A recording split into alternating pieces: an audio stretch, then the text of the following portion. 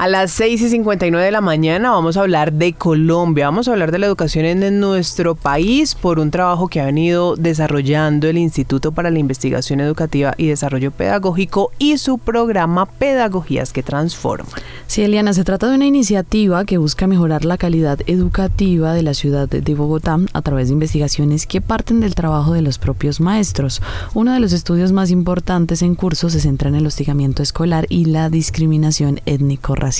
Esta investigación, hecha en convenio con la Secretaría de Educación, analiza los riesgos y las dinámicas de discriminación que enfrentan estudiantes indígenas, afrodescendientes y raizales en los colegios. El objetivo es precisamente identificar factores de protección y dar herramientas para que estas comunidades puedan aprender en ambientes seguros y libres de violencia. Además de este tema, también hay que decir que el programa desarrolla investigaciones en áreas como salud mental, discapacidad, trayectorias educativas, talento humano y bachillerato internacional, con la meta de entregar resultados concretos para el año 2025.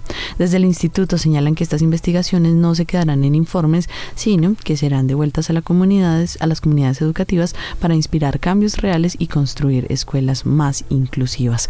Vamos a entrar al detalle sobre este tema con Mauricio Castillo. Él es economista con especialización en política social, cuenta con más de 25 años de experiencia laboral en el sector educativo como director y consultor estratégico en el sector público, pero también en el sector privado, y actualmente es el director general del Instituto para la Investigación y el Desarrollo Pedagógico, IDEP. Mauricio, feliz mañana y gracias por estar con nosotros en la franja informativa. Muy buenos días para todos, Sonia, muy buenos días, Eliana, Jairo, y un gusto estar con ustedes. Conversemos o iniciemos hablando acerca de los hallazgos que se han hecho en esta investigación, especialmente en aspectos como de la salud mental y un poco más generales en colegios distritales, y cómo estas podrían influir en las políticas escolares de bienestar, como lo mencionaba hace unos minutos. Pues hemos venido adelantando esta investigación porque pues todos sabemos y reconocemos la importancia de la salud mental escolar.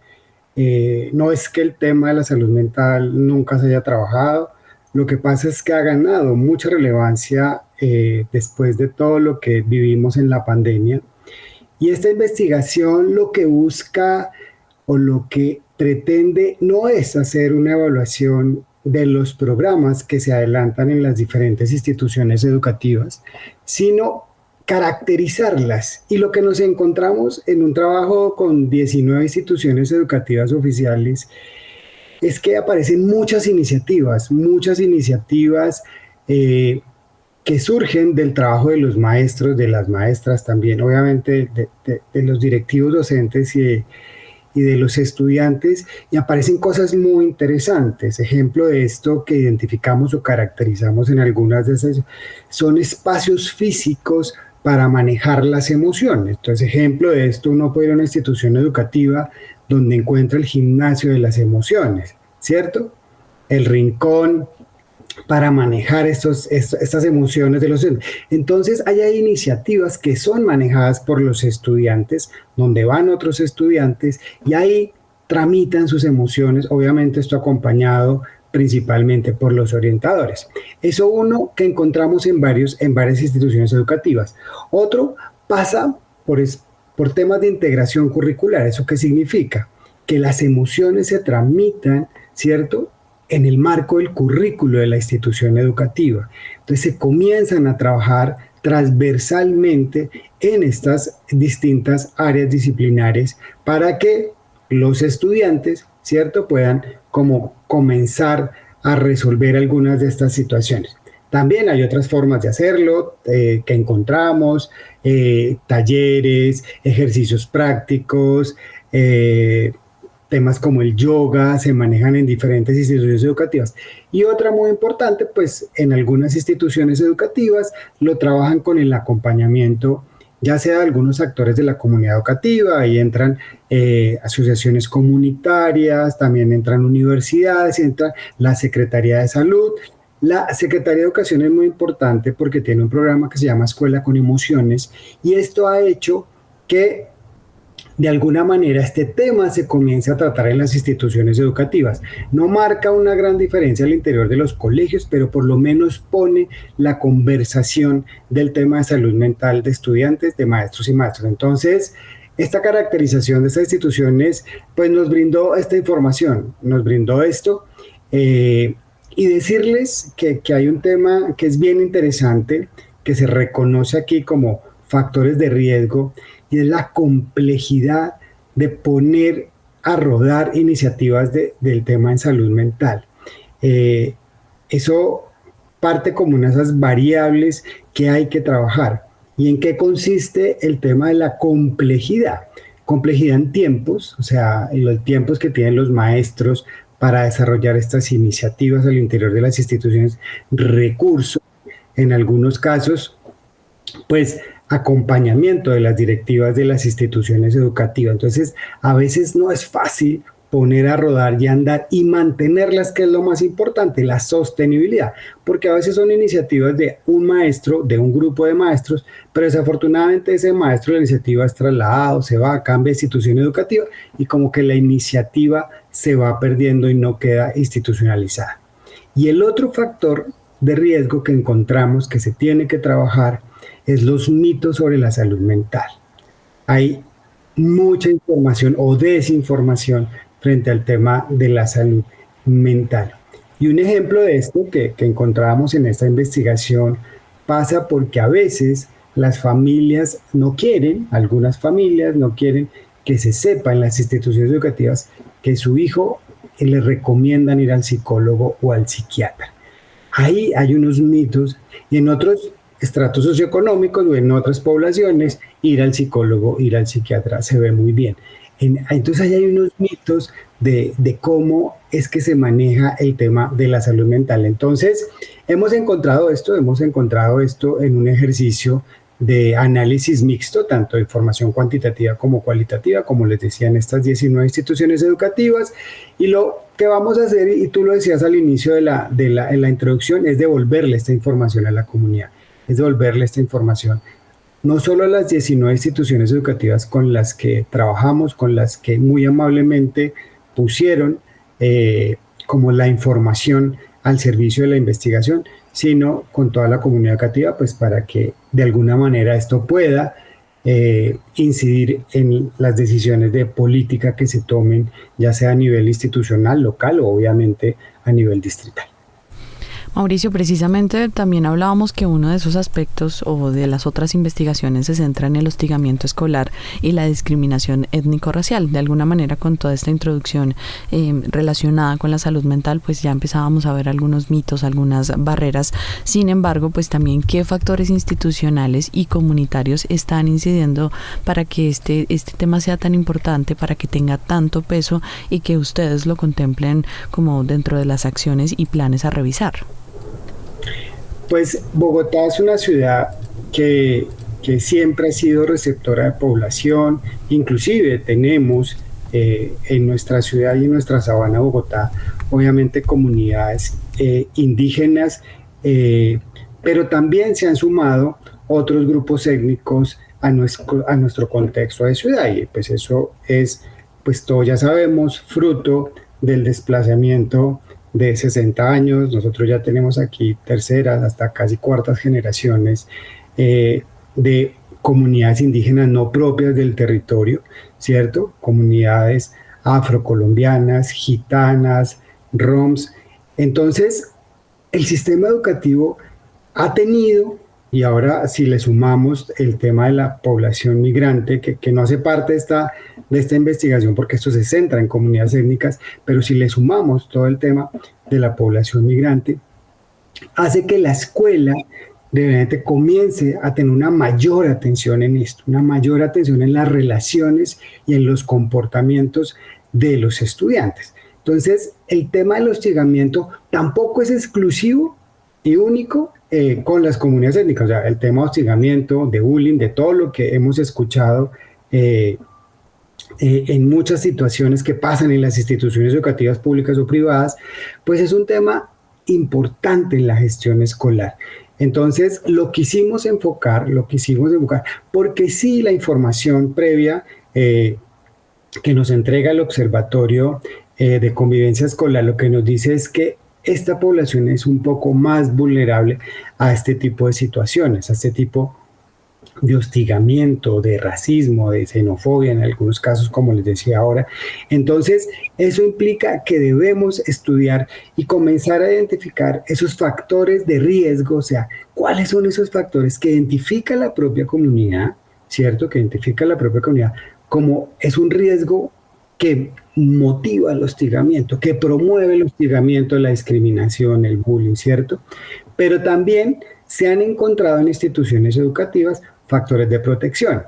Hicimos una convocatoria en la que identificamos estos colegios, estas instituciones educativas, donde obviamente está la mayor población estudiantil de comunidades étnicas, y ahí nos pudimos acercar al trabajo que están haciendo los colegios, las directivas de los colegios, los maestros de los colegios, para identificar o factores de protección o factores de riesgo. Y aquí hay un tema que es bien complejo y que nos ha costado mucho, son los temas culturales, o sea, el tema cultural de entender la cultura de las comunidades étnicas, de esos aprendizajes que tienen las culturas, de esos conocimientos ancestrales que se tienen y que se tienen que mantener, y que a veces la institución educativa no alcanza a ser tan flexible para poderlo hacer. Entonces, esta investigación que está en curso en este momento, en la que estamos en estos momentos terminando el trabajo de campo, lo que al final busca es que nos podamos identificar esos factores de riesgo, esos factores de protección, pero al final que podamos tener como una metodología de cómo se pueden implementar esos factores de protección y cómo identificar esos factores de riesgo, porque tenemos primero que identificar qué está pasando en nuestras instituciones educativas, y en la medida que lo identifiquemos, pues podemos poner en marcha algunos factores de protección. Entonces, esperamos que al final de este año, finales por ahí noviembre, diciembre, tengamos nuestros informes finales y, como siempre, pues devolverlos a la comunidad educativa. Esto lo estamos haciendo, y tú lo decías en la introducción, con el acompañamiento de la Secretaría de Educación de la ciudad. Mauricio, hemos estado conversando acerca de Bogotá, pero también quiero acudir a su experiencia laboral en estos escenarios, y cómo cree usted que pueda estar el país en el resto de diagnósticos, cómo también el hecho de que en Bogotá se empiecen a adelantar y hacer este tipo de investigaciones en educación, pues pueden de alguna manera motivar que otras ciudades también le apunten a revisar aspectos como estos, como la salud mental o como incluso el hostigamiento escolar. Pues yo creo que una de las formas de poder promover este tipo de investigaciones en las otras ciudades, Bogotá pues cuenta hace más de 30 años con el instituto, con el IDEP, que ha hecho esto, ha promovido la investigación y la innovación educativa y el desarrollo pedagógico, fruto de varias cosas, fruto del saber pedagógico de los maestros, o sea, el maestro que se forma, y no solo se forma de manera en su disciplina, ¿cierto? Sino que ya ha hecho estudios posgraduales, cuando hace una maestría o un doctorado en algunos casos, pues es un maestro que ya está en el proceso de la investigación. Entonces, lo que hay es que tratar de identificar esos maestros que investigan. No todos los maestros investigan, a no todos los maestros les gusta investigar, pero si uno identifica, ¿cierto?, esos maestros que les gusta ese proceso de la investigación, sumado con la academia, con los centros de investigación, con los observatorios, se genera ese ecosistema alrededor de problemas de la ciudad, que creo que es lo más importante. Nosotros lo que estamos haciendo es identificando, y en el marco del plan de desarrollo de las ciudades, cuáles son estos grandes problemas que tiene la ciudad y sobre los que deberíamos investigar para tomar decisiones. Lo más importante es que el resultado de la investigación conlleve en el mediano, en el corto o en el mediano plazo, a tomar decisiones de política o a tomar decisiones en los otros niveles. Entonces, la invitación para otras ciudades es identificar qué problemas los aquejan en el territorio, ¿cierto? Identificar este ecosistema que investiga maestros, academia, ¿cierto? Y comenzar a hacer ese proceso investigativo de diferentes formas. Hay muchos métodos de hacer investigación. Nosotros En muchos casos utilizamos mucho el trabajo cualitativo, etnográfico, ¿cierto? Para identificar, caracterizar, hacer estudios longitudinales, por ejemplo, para entender, por ejemplo, nosotros estamos haciendo uno sobre discapacidad, entender a lo largo de los años qué está pasando, por ejemplo, con la implementación de la política de discapacidad, particularmente en la ciudad. Yo creo que en las otras ciudades, porque sé que hay un talento humano en todo el país que puede llevar a identificar y a dar algunas pistas o a dar posibles soluciones a los problemas. Entonces la invitación es a poderlo hacer. Seguramente no en todos lados está la posibilidad de crear un instituto, pero creo que alrededor de las comunidades educativas, ¿cierto? Las pequeñas ciudades, las medianas ciudades, pueden hacerlo organizando esos ecosistemas para poder seguramente presentar resultados a las que puedan ir cambiando un poco la política y el mejoramiento de la calidad educativa. Finalmente, Mauricio, también quisiera escuchar su perspectiva un poco conversando acerca de la educación inicial y de cómo estas apuestas sí estarían transformando esas culturas escolares de las que usted hablaba y por supuesto también promoviendo el ejercicio de los derechos en la infancia. Sí, este es otro tema que es absolutamente importante y esto encaja mucho, como te decía ahora, en los problemas identificados de ciudad, en los problemas grandes. Bogotá identificó 4 problemas muy grandes que aunque se han venido trabajando históricamente, aunque la Secretaría de Educación a lo largo ya casi de 20 años ha tratado de ir mejorando, todavía nos falta. Uno es el tema de educación inicial, que es el que ahora me voy a referir. Segundo, un poco el que les comenté, el tema de salud mental, pero que es un poco más amplio, es el tema de la convivencia escolar y todo lo que pasa alrededor, al interior de las instituciones educativas.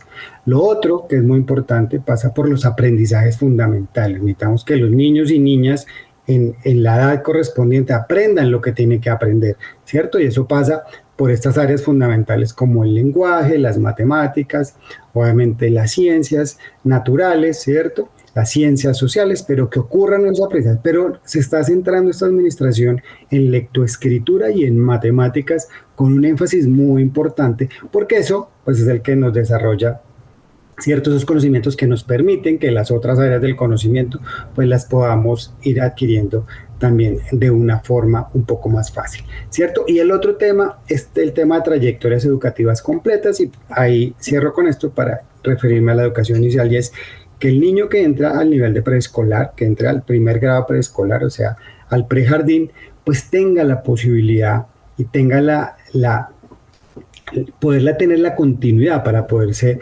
graduar de una institución educativa de grado 11 y poder continuar esos estudios de posmedia si es del caso. Entonces, esos 4 temas se volvieron muy importantes y nuestras investigaciones están muchas alrededor de esto. ¿Y por qué la educación inicial es importante? Porque la ley general lo dijo, la ley general lo tiene, y es la importancia de tener un nivel de preescolar de 3 grados, cosa que desafortunadamente en el país no se ha podido consolidar. Todos tenemos un grado obligatorio en el país, el grado 0, como se llama, ¿cierto?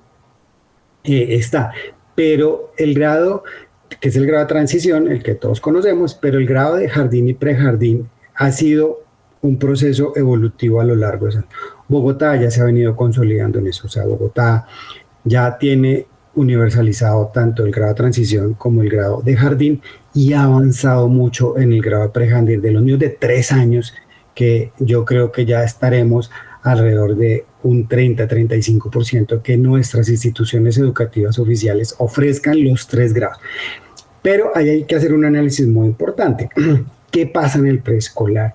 Porque la educación en el preescolar es muy particular, es muy del acompañamiento, del desarrollo, del cuidado del estudiante, ¿cierto? Porque pues hasta ahora están en ese proceso de comenzar a conocer. Y aquí es donde queremos comenzar a indagar esa cultura que pasa en el preescolar y eso cómo se articula a los niveles siguientes, pero al nivel siguiente que es el de la educación primaria. Ahí los tránsitos tienen que ser, ¿cierto?, armónicos, y eso es lo más importante. O sea, yo no puedo tener un cambio, una ruptura muy fuerte entre el ciclo del preescolar y el ciclo de la primaria, primero y segundo grado seguramente, porque seguramente si yo no entiendo qué pasaba en el preescolar y comienzo a actuar de una manera distinta seguramente en los grados primero y segundo, pues ahí seguramente hay una fractura. Lo que queremos es mirar cómo esa cultura escolar del preescolar un poco hace tránsito a la educación primaria,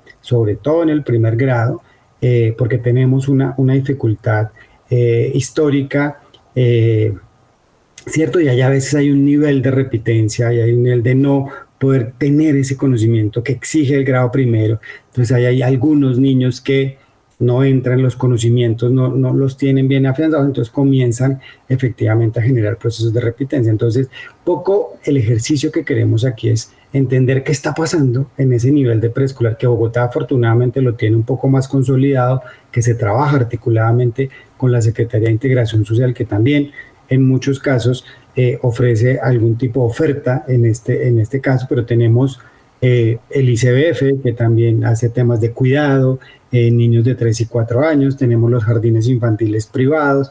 Entonces, eso es, de verdad tenemos que entender muy bien este nivel del preescolar para que ese tránsito realmente sea lo más efectivo. Por eso hablamos de transiciones efectivas y armónicas, y no es no es una frase como de cajón lo de efectivas y armónicas, sino que realmente ese proceso se articule al proyecto educativo institucional. En algunos casos, históricamente, en algunos momentos, el preescolar tiene una sede por allá donde iban los niños chiquitos y la primaria estaba en otro lado con la secundaria, y a veces no había ese ensamble que uno necesitaba. Entonces necesitamos articular los proyectos educativos, entender muy bien qué pasa en el nivel de preescolar.